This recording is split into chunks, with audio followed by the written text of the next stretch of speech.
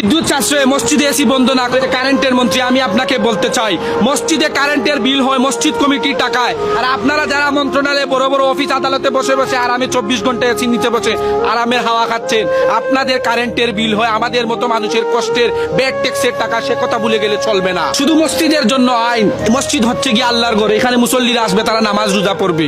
একজন সরকারি কর্মচারী আমলা তারাও মন্ত্রীদের ঘর বাড়িতে 10টা 12টা করে এসি থাকে। যদি এসি বন্ধ করতে হয় শুধু মসজিদ নয়, এই সরকারি কর্মচারীদের বাসাতেও এসি বন্ধ করা হোক। জ্বালানি এবং বিদ্যুৎ খাতের বিশেষজ্ঞরা বারবার সরকারকে সতর্ক বার্তা দেওয়ার পরও তারা গলা ফাটিয়ে বলেছিলেন দেশে নাকি জ্বালানি বিদ্যুতের কোনো সংকট নেই, দেশ নাকি এখন জ্বালানি বিদ্যুৎ উৎপাদনে বিশ্বে 1 নম্বর। তাহলে আজকে কেন ঘোষণা আসলো ডিজেল ভিত্তিক বিদ্যুৎ উৎপাদন কেন্দ্র এখন বন্ধ, পেট্রোল বন্ধ থাকবে সপ্তাহে একদিন, নিয়মিত লোডশেডিং হবে 3-4 বার। আমার এই প্রিয় মাতৃভূমিটাকে তিলে তিলে ধ্বংস করে দিচ্ছে এরা।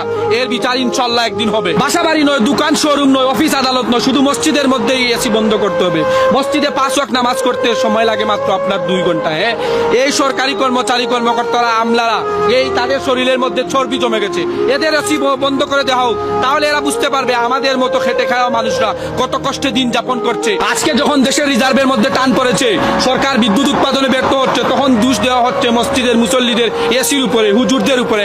Party centre, DJ centre, luxurious hotel, office আদালতে তো 24 ঘন্টা এসি চলে, সেইখানে আপনাদের কোনো সমস্যা হয় না। আর আল্লাহর ঘর মসজিদের মধ্যে মুসল্লিরা বসে 2 রাকাত নামাজ শান্তিতে তারা আদায় করবে, সেইখানে আপনাদের যত মাথা ব্যথা শুরু হয়ে যায়। আপনি আওয়ামী লীগ করেন, বিএনপি করেন, আমার কোনো মাথা ব্যথা নাই। আপনি ইসলাম মানেন কি না মানেন তাতেও কিন্তু আমার কিন্তু মাথা ব্যথা নাই। আমার মাথা ব্যথা এক জায়গাতে, আপনি যদি আমার মসজিদ, আপনি যদি আমার রাসূল, আপনি যদি আমার ইমান নিয়ে কথা বলেন, তাহলে I am the last person. আপনি আমাকে জেলে নিবেন না ফাঁসির কাস্টে চড়াবেন, তাতে আমার দ্বিধাবোধ নাই। আমি মৃত্যুর আগ পর্যন্ত আমার ধর্ম ইসলাম এবং অন্য ধর্মকে সম্মান করে আমি এই জালিমদের বিরুদ্ধে প্রতিবাদ করে যাবো ইনশাল্লাহ।